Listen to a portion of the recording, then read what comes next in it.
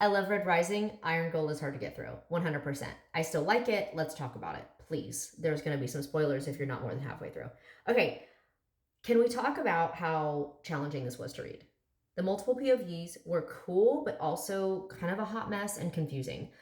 It took me a few months between Morningstar and Iron Gold. Like I took a little bit of a break. So coming back to this with all the names and places and houses and people and like, I don't know what's going on.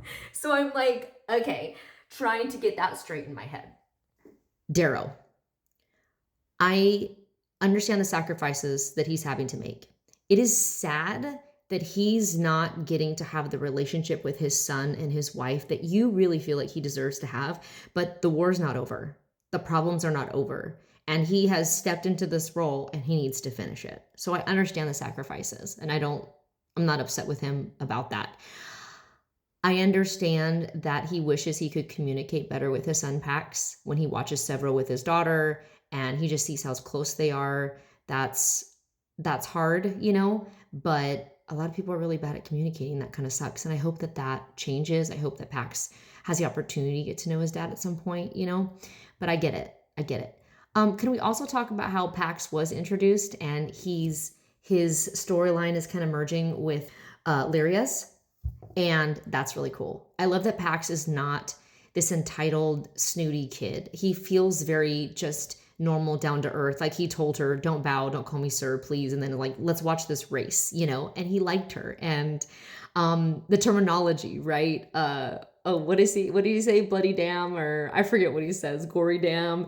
And it's funny because he looks like a gold and he is a gold, but he's half red, even though he doesn't really look like it. And so at first, Lyria was kind of like, that's my word. That's not your word, but not true.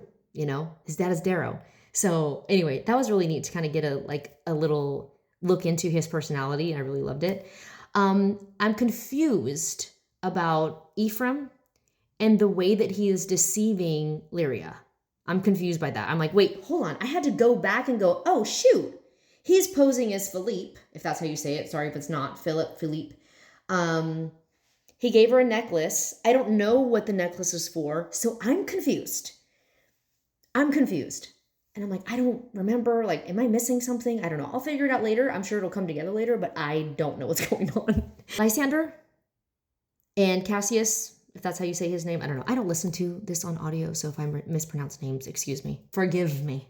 They're just kind of stuck in this place. I don't really know what's going on. I kind of like Lysander. His personality doesn't bother me. There's some tension between him and Cassius. I was so glad to be able to get like a look into what Cassius is doing now. I'm hoping to see him kind of meet back up again with Darrow at some point. That would be really cool. Also a little bit of confused. That's not even a word. I'm a little bit confused about the bad guy that Darrow and Sevro pulled out of that prison.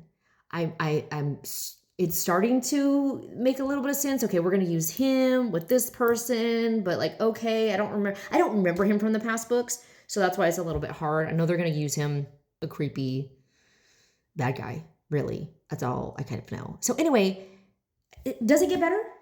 I mean, I feel like it's starting to pick up. It's starting to get better. Like I was giddy when we were on PAX. I was like, oh, okay, here we go. I love this, but we'll see.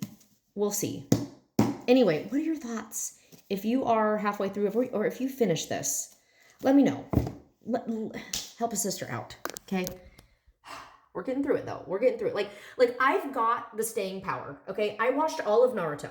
Okay, I watched Naruto go through childhood and then got to Shippuden. Okay, I know how to stay. It's just Iron Gold is tough.